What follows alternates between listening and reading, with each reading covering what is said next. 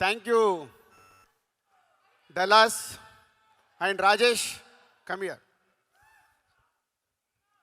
So నాకు ఈ idea వచ్చినప్పుడు ఇలా ఈవెంట్ చేద్దాం అనుకుంటున్నామని రాజేష్తో డిస్కస్ చేయడం జరిగింది. సో మా దగ్గర చేయండి అన్న, ఆ ఈవెంట్ ఎలా ఉండబోతుందో మేము చూపిస్తా అన్నాడు. నిజంగా మీ లోపలికి వచ్చి చూసినప్పుడు మాకు ఆ ఫీలింగ్ కలిగించినందుకు రాజేష్కి, ఇక్కడ ఉన్న mega and power star and mega power star అభిమానులందరికీ, తెలుగు ప్రేక్షకులందరికీ థ్యాంక్ యూ రాజేష్. ఆసం. ఎందుకంటే ఆల్రెడీ మెసేజ్లు వస్తున్నాయి, ఈవెంట్ అదిరిపోయిందని. మనం లైవ్లో చూస్తున్నాం, ఇక్కడ ఉండి అందరూ ఫోన్లలో యూట్యూబ్లో చూసి మెసేజ్లు పెడుతున్నారు. సో అందుకు మీ అందరికీ చాలా థ్యాంక్ యూ. 1998లో మా వెంకటేశ్వర ఫిలిమ్స్ ఒకే ఒకటి సినిమాతో ప్రారంభమైంది. సో అప్పుడు ఫస్ట్ నేను శంకర్ గారిని కలవడం, అది ఎప్పుడంటే సినిమా రిలీజ్ అయ్యాక 100 Days షీల్డ్ చంద్రబాబు గారు అండ్ శంకర్ గారు చేతుల మీద తీసుకున్న it's a memory for me. అలా ఒకే ఒకటి నుంచి డిస్ట్రిబ్యూటర్గా కంటిన్యూ అవుతున్నప్పుడు ఎన్నో సినిమాలు శంకర్ గారి చూస్తూ ఉన్నాం. వైశాలి అని మళ్ళీ తెలుగులో వారు నీరమని ఈరమన్ తమిళ్లో తీసిన సినిమాని తెలుగులో రిలీజ్ చేయమని అడిగారు. సో ఆ రోజు నాకు ఇస్ అ బ్యూటిఫుల్ మెమొరీ అన్నట్టు. నేను ముందు కూర్చొని సినిమా చూస్తుంటే నా వెనకాల శంకర్ గారు ఒక ఆడియన్ లాగా వెనకాల కూర్చొని నాకు సినిమా చూపించాడు. Sir that for ever my memorable moment. ఒక లెజెండరీ డైరెక్టర్ ముందు కూర్చొని నేను సినిమా చూశానని. అలా జర్నీ చేస్తున్న మాకు ఈ సినిమా శంకర్ గారు మా కో డైరెక్టర్ నరసింహారావు ద్వారా ఈ సినిమా గురించి నేను అడిగినప్పుడు రాజుగారితో సినిమా చెయ్యాలి, తెలుగు సినిమా చెయ్యాలి. సో దానికి నాకు రాజుగారే రైట్ అని నమ్మినందుకు ముందు శంకర్ గారికి థ్యాంక్ యూ. ఎన్నో సినిమాలు తీసిన శంకర్ గారు ఫస్ట్ టైం తెలుగులో ఒక స్ట్రేట్ సినిమా చేయడం. ఇందాక సుకుమార్ చెప్పాడు, ఎంతోమందికి మన కోరిక శంకర్ గారు లాంటి వాళ్ళు తెలుగు సినిమా ఒకటి చేస్తే బాగుండు అని.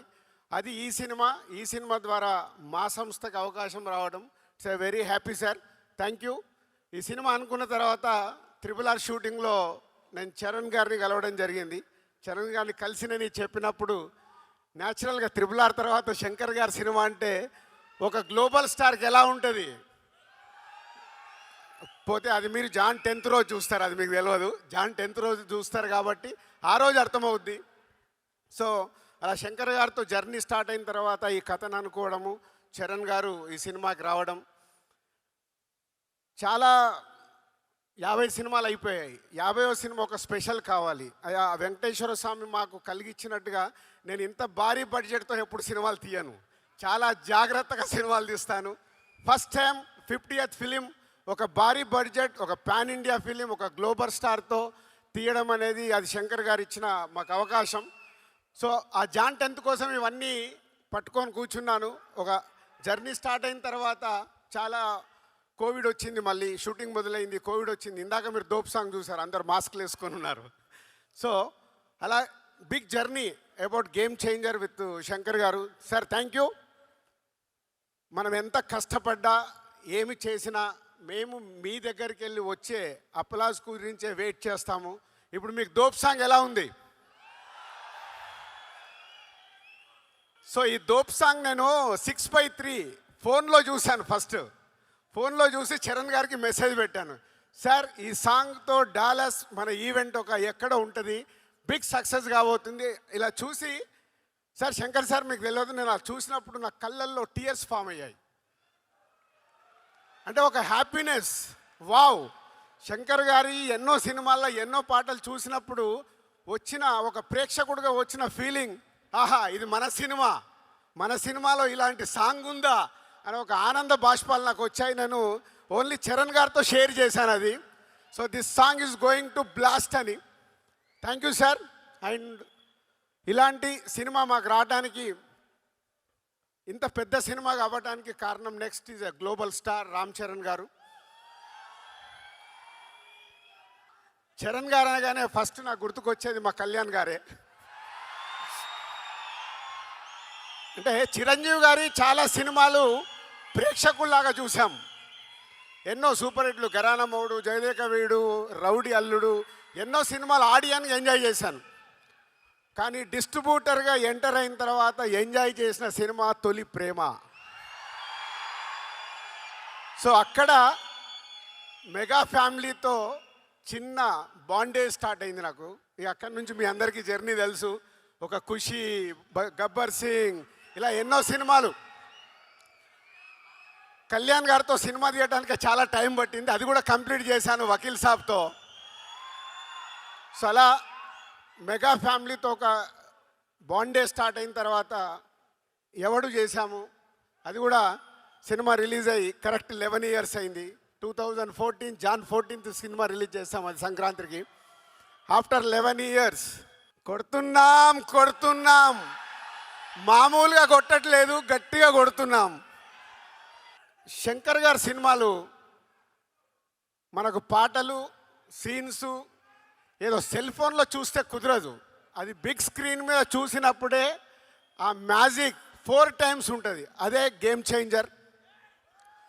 అంటే శంకర్ గారు ఒక్కొక్క పాటని డిజైన్ చేసిన విధానం, మచ్చా మచ్చా, అటు వైజాగ్ షూటింగ్, ఇటు అమృత్సర్లో షూటింగ్, 300 మంది డ్యాన్సర్లు, ప్రతి సాంగ్ని శంకర్ గారు డిజైన్ చేసుకుంటారు. ఓకే, ఈ సాంగ్ నేను ఇలా తీయాలనుకుంటున్నాను.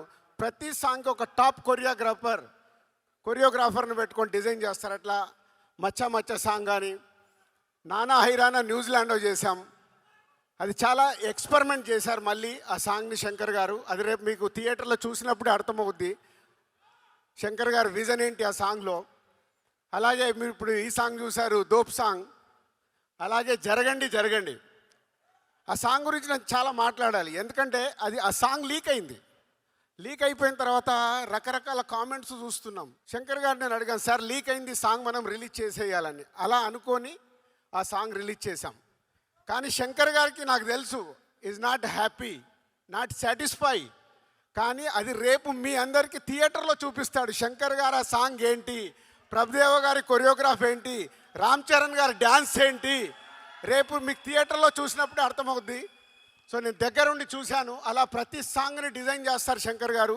ఈ సినిమాలో ఉన్న 5 పాటలు ఒక బిట్ సాంగ్, దేనికది అన్నట్టుగా. మీరు 4 చూశారు, ఇందాక అంజలి చెప్పింది ఇంకొక సాంగ్ ఉంది. సాంగ్ వేணுమా సాంగ్ ఇరుకు, ఫైట్ వేணுమా ఫైట్ ఇరుకు, hero villain Surya and hero గారికి క్లాప్స్ వేணுమా క్లాప్స్ ఇరుకు.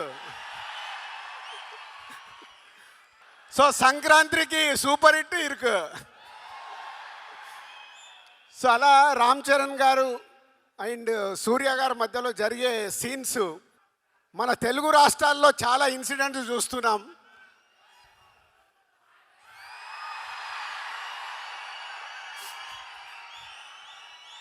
రేపు రెడీగా ఉండండి, పేపర్లు పెట్టుకోండి, జనసేన అవి పెట్టుకోండి.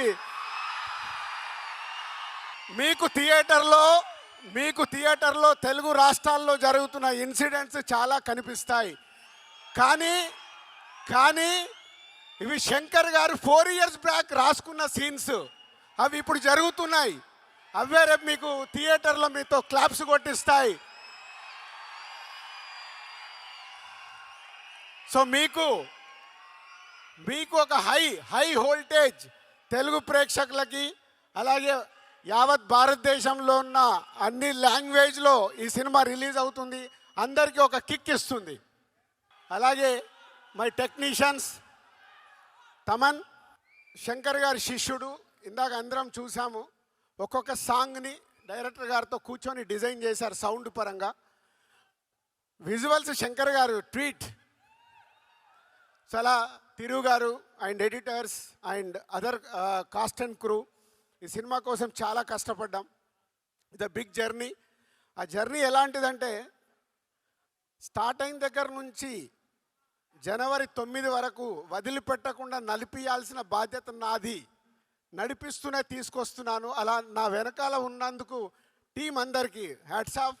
ఎక్కడ కూడా ఆ ఎనర్జీలు వదిలిపెట్టకుండా లేదు, శంకర్ గారు అనుకున్న సినిమా రావాలి. ఎందుకంటే హీరోలకి, డైరెక్టర్లకి, ప్రొడ్యూసర్లకి అందరికీ సక్సెస్లు వస్తాయి, ఫ్లాప్స్ వస్తాయి. ఇండస్ట్రీలో చూడండి కాదు, కొట్టినప్పుడే దాని వర్త్ తెలుస్తుంది. అలా ఈ సినిమాని పట్టుకొని నడిపించారు శంకర్ గారు ముందుండి. మొత్తం టీం అందరూ ఆ ఎనర్జీతో ఇంకా వర్క్ చేస్తున్నారు. జాన్ 10th మీకు ఒక అద్భుతమైన సినిమా చూపించడానికి దానికి హోల్ టీమ్కి ప్రత్యేకంగా thank you very much, thank you. And specially Dallas thank you. First ఒక తెలుగు సినిమాకి ఇందాక అనిల్ సుంకర గారు చెప్పారు, ఫస్ట్ ఒక తెలుగు సినిమాకి ఇలాంటి ఈవెంట్ చేయడం మళ్ళీ ఈ గేమ్ చేంజర్తోనే గేమ్ చేంజ్ అయింది. ఎందుకంటే అంతా మీరే చేశారు సుమా గారు, అంతా వీళ్ళే చేశారు, అంతా మీరే చేశారు. ఎందుకంటే మిలియన్ల రెవెన్యూ తెలుగు సినిమాకి ఇస్తుంది మీరు. కాబట్టి మీ దగ్గర ఈవెంట్ జరగాలనే ఆ సంకల్పం మాది. ఆ సంకల్పాన్ని సక్సెస్ చేసినందుకు మీ అందరికీ thank you very much. And my boy, my brother, ఏదన్నా తక్కువ మా సుక్కుని ఒక ఆర్య సినిమాతో మొదలై ఆర్య అప్పుడు నేను సుక్కుని ఇంట్రడ్యూస్ చేయడం కాదు, ఇద్దరం కలిసి జర్నీ మొదలు పెట్టాం. అదొక అద్భుతమైంది. ఆ అద్భుతం ఈరోజు మనకు ఒక అద్భుతమైంది సుకుమార్ అనే వ్యక్తి ద్వారా. ఇవాళ ఆల్ ఇండియాలో మన సుకుమార్ పేరు చెప్తే వా అనుకునే రేంజ్లో ఉన్నందుకు ఈరోజు మేము పిలవగానే ఇక్కడికి వచ్చినందుకు thank you Sukku and Buchibabu and Anil garu and Satish garu అందరికీ thank you very much, thank you.